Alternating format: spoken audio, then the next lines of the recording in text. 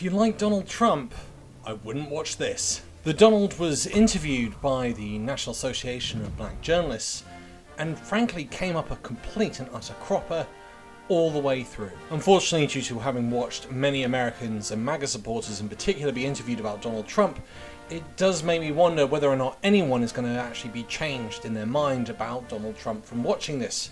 However, I am going to rip into him. So appreciate you giving us an hour of your time. A nice little start there, thank you very much. How's he going to respond to that? I want to start by addressing the elephant in the room, sir. A lot of people did not think it was appropriate for you to be here today. You have pushed false claims about some of your rivals, from Nikki Haley to former President Barack Obama, saying that they were not born in the United States, which is not true. You have told 4 congresswomen of color who were American citizens to go back to where they came from. You have used words like animal and rabid to describe black district attorneys. You've attacked black journalists, calling them a loser, saying the questions that they ask are, quote, stupid and racist. You've had dinner with a white supremacist at your Mar-a-Lago resort. Damn. So my question, sir, now that you are asking black supporters to vote for you, why should black voters trust you after you have used language like that? Well, first of all, I don't think I've ever been asked a question so in such a horrible manner. First question. The tone seemed okay. It's strange that he's jumped on that part. And what you'll notice throughout all of this, and I will be popping up all the way through, is that he deflects. Instead of answering the question, he brings up something else, either attacking the person interviewing him and attacking their credibility, attacking his opponent's credibility, or saying, what about them? What about them? What about that? Instead of actually answering the question. You'll see that all the way through, and this is why I think it might upset a lot of MAGA supporters who are watching this video. So appreciate you giving us an hour of your time. Are you with ABC? Because I think they're a fake news network, a terrible network.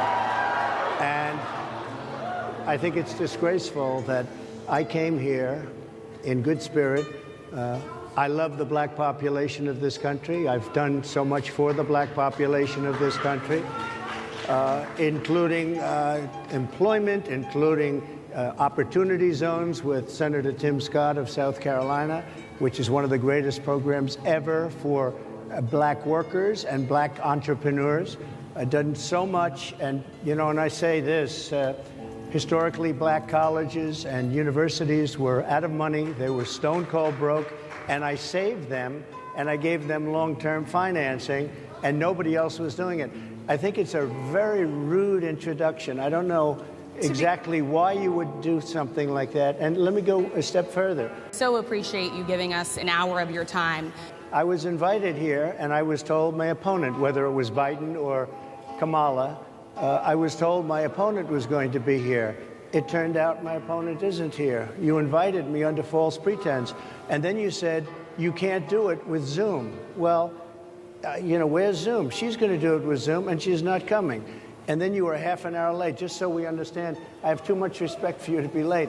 Wow, the complainer-in-chief. He just moans and whines all the time, and you'll see this all the way through. So we're now looking at deflections, we're now looking at moaning, and we're going to be looking at lying. They couldn't get their equipment working, or something was wrong. Mr. President, I would love if you can answer the question. I have answered the question. I have been the best president for the black population since Abraham Lincoln. That's my answer. Better than President Johnson, who signed the Voting Rights Act? That's Lyndon B. Johnson, who passed 2 acts. The Civil Rights Act of 1964, which aimed to end segregation and discrimination based on race, colour, religion, sex, or national origin. Or the Voters' Rights Act of 1965, which was designed to overcome legal barriers at the state and local levels that prevented African Americans from exercising their right to vote, and essentially dismantling, or the beginnings of the dismantling, of Jim Crow laws, which were horrific in the southern United States. He thinks he's done more than that by giving money to African American universities, which is great, but he thinks that's on the same level. Some of your own supporters, including Republicans on Capitol Hill, have labeled Vice President Kamala Harris, who is the first black and Asian American woman to serve as vice president and be on a major party ticket, as a DEI hire.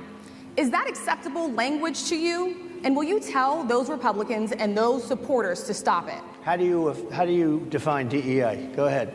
How do you define diversity, equity, inclusion. Okay, yeah, go ahead. Is that what your definition? That is give me a literally definition the words then. Would you give me a definition DEI. of that? Give me a definition of Sir, that. I'm asking you a question, No, a you very have to direct define question. it. Define it for me if you I would. just defined it, sir. Slightly surreal that he doesn't know what it is and needs a definition, but okay, give him the benefit of the doubt. Do you believe that Vice President Kamala Harris is only on the ticket because she is a black woman? Well, I can say no. I think it's maybe a little bit different. So I've known her a long time indirectly, not directly very much, and she was always of Indian heritage, and she was only promoting Indian heritage. I didn't know she was black until a number of years ago when she happened to turn black, and now she wants to be known as black. So I don't know, is she Indian or is she black? She is always But you know identified what? as a black woman. I She went to a respect historically either black one. college. I respect either one, but she obviously doesn't. What is he talking about? What is his evidence? Can he provide an example? Of course he can't. He just makes up stuff, like he did with Barack Obama, and we'll come on to that later. But it's the typical stuff with Trump, comes up with fabricated nonsense with no evidence to support that whatsoever. Because she was Indian all the way, and then all of a sudden she made a turn, and she became a black person. Just to be clear, sir, do you believe that she is somebody should look into that too when you ask. He's bringing that up in front of the National Association for Black Journalists.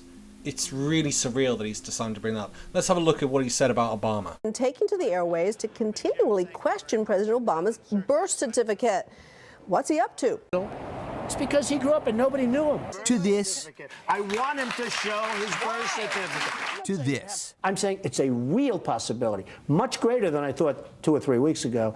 Then he has pulled one of the great cons in the history of politics. As some of you heard, the state of Hawaii released my official long-form birth certificate. It's funny as well because he never brings it up with Joe Biden. He brought up age with Joe Biden. He didn't bring up his birth certificate. He didn't bring up his mixed heritage. He didn't bring up his Irish roots.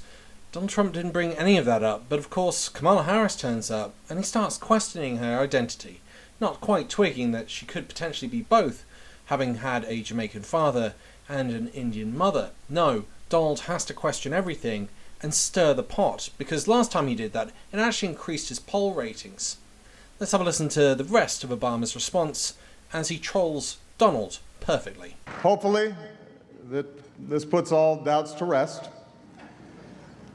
But just in case there are any lingering questions, tonight, I'm prepared to go a step further. Tonight, for the first time, I am releasing my official birth video.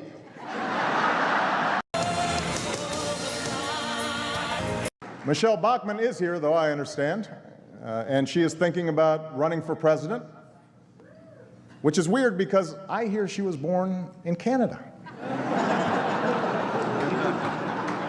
Yes, Michelle, this is how it starts. Donald Trump is here tonight.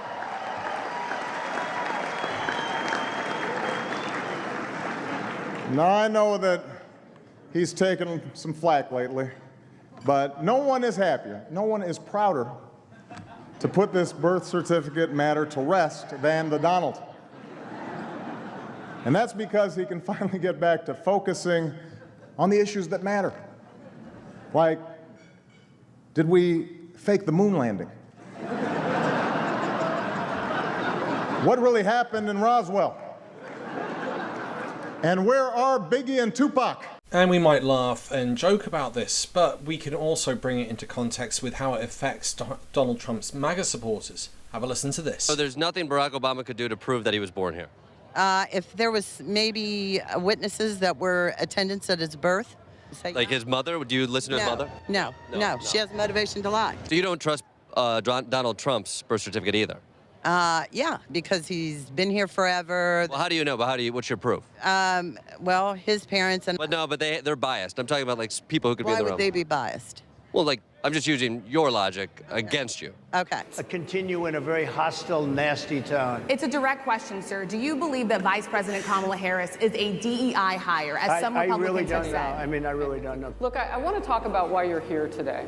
I mean, it is not lost on us how divided we are as a country. And as you were coming today, we really got to see that we are divided along the lines of race, along the lines of gender. Yeah, I wonder why. There is this question of, in this moment where we are, why come here? What is your message today? My message is to stop people from invading our country that are taking, frankly, a lot of problems with it. But one of the big problems, and a lot of the journalists in this room I know and I have great respect for, a lot of the journalists in this room are black. The stupidity of that comment is so up there, he might as well have made the comment, a lot of the people in this room are human. What is he trying to say? I doubt he knows, because he's pretty incoherent, he's pretty babbling, and all he can do, instead of answering the questions and showing policy, is deflect. I will tell you that coming from the border are millions and millions of people that happen to be taking black jobs. You had the best. What exactly is a black job, sir? A black job is anybody that has a job. That's what it is, anybody that has a job. All right. And the crowd are just laughing at him and his stupidity. They're coming in, they're invading. It's an invasion of millions of people, probably 15, 16, 17 million people. I have a feeling it's much more than that. The only stats that I could find were to suggest that it was 2 million, which is a huge number. There's no arguing about that, but it's not 15 million, which he's suggesting. Again, just making up stuff. Many of these people are coming in from mental institutions, from prisons, from jails. They're gang members in other countries. Other countries are setting loose their prisoners. They're opening up their prisons and their mental institutions. Again, I've not seen any evidence for this. I don't know where you would be able to get evidence for this. However, there is somewhere where this does happen. Has Donald Trump just mixed up reality with that of the movie Scarface? And what's actually happening at the border?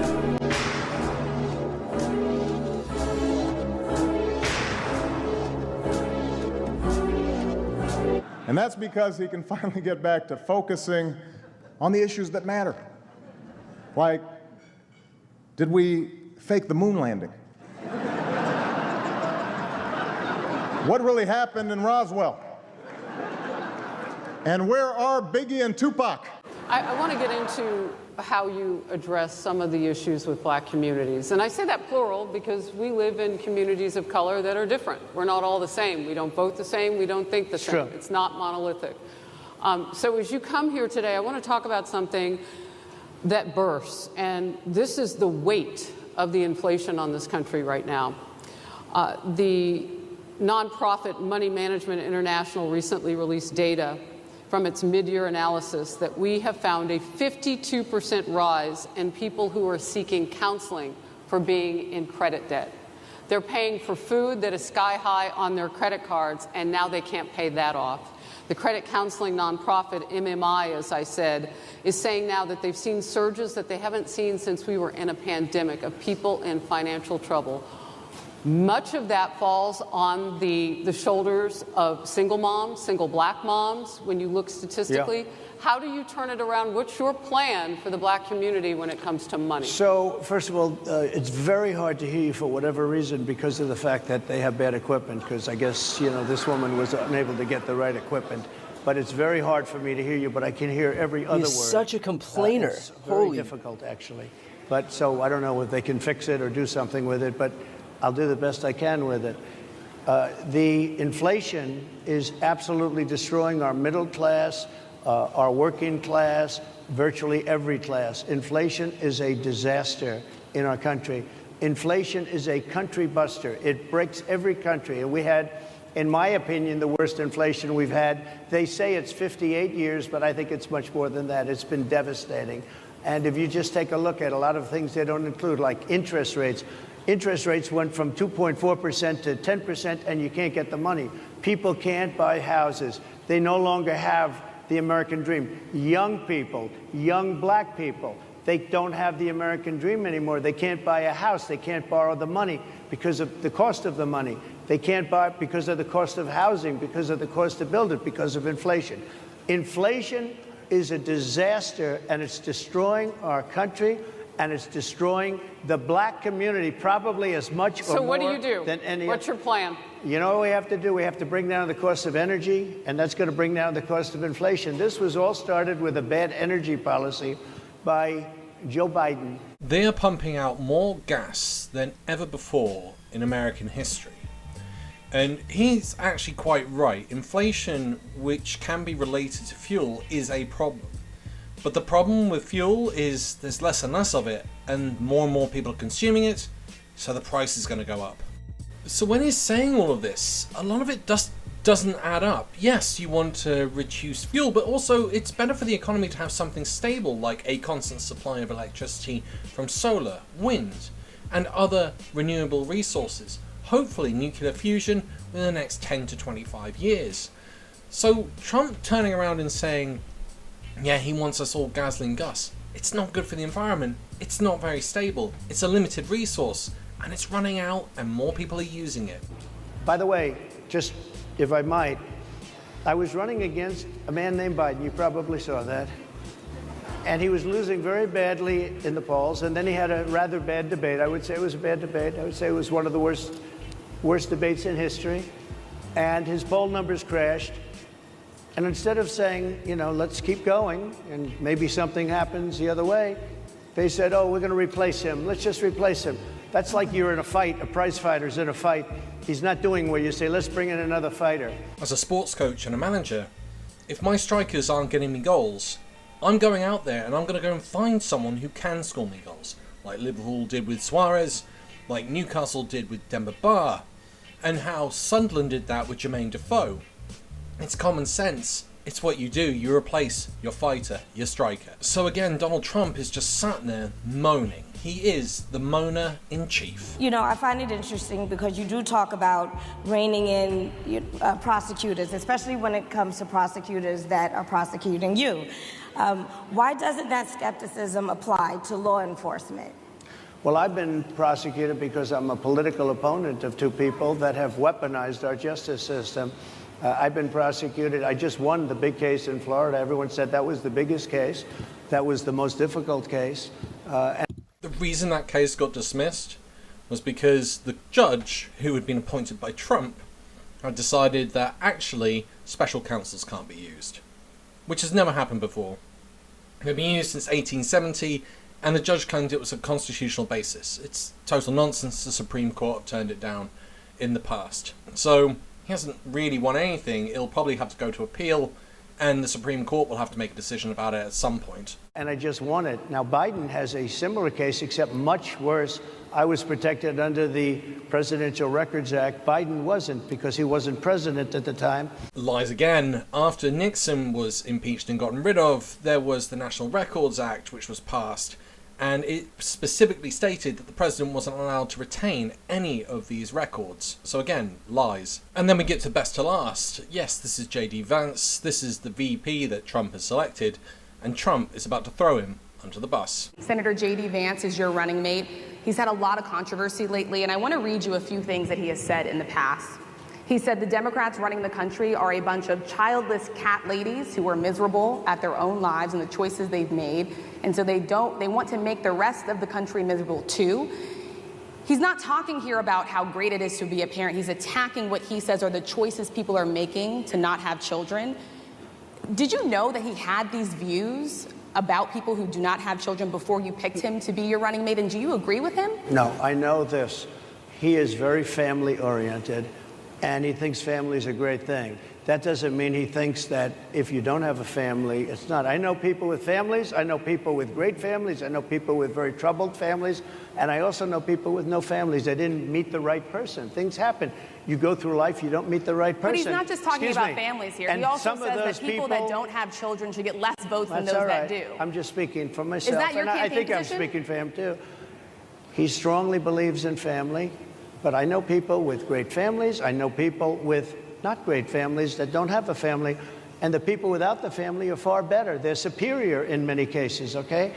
He's not saying they're not. Let's have a listen to what Vance actually said first. Go to the polls in this country. As a parent, you should have more power. You should have more of an ability to speak your voice in our democratic republic than people who don't have kids. Let's face the consequences and the reality. If you don't have as much of an investment in the future of this country, maybe you shouldn't get nearly the same voice. Now, people will say, and I'm sure The Atlantic and the Washington Post and all the usual suspects will criticize me about this in the coming days. Well, doesn't this mean that non-parents don't have as much of a voice as parents? Doesn't this mean that parents get a bigger say in how our democracy functions? These basic cadences of life that I think are really powerful and really, really valuable when you have kids in your life. And the fact that so many people, especially in America's leadership class, just don't have that in their lives, I worry that it makes people more sociopathic and ultimately our whole country a little bit less less mentally stable. In a newly released interview, former President Trump defending rioters who chanted, "Hang Mike Pence." Carl asked him whether he was worried about Vice President Mike Pence's safety during the riot. Mr. Trump then said it was, quote, common sense for rioters to call for Pence to be hanged. Were you worried about him during that siege? Were you worried about his safety? No, I thought he was well protected, and I had heard that he was in good shape. Mm-hmm. No, because I had heard he was in very good shape. But no. You heard those chants. That was terrible. I mean, he could have. Well, the people were very angry.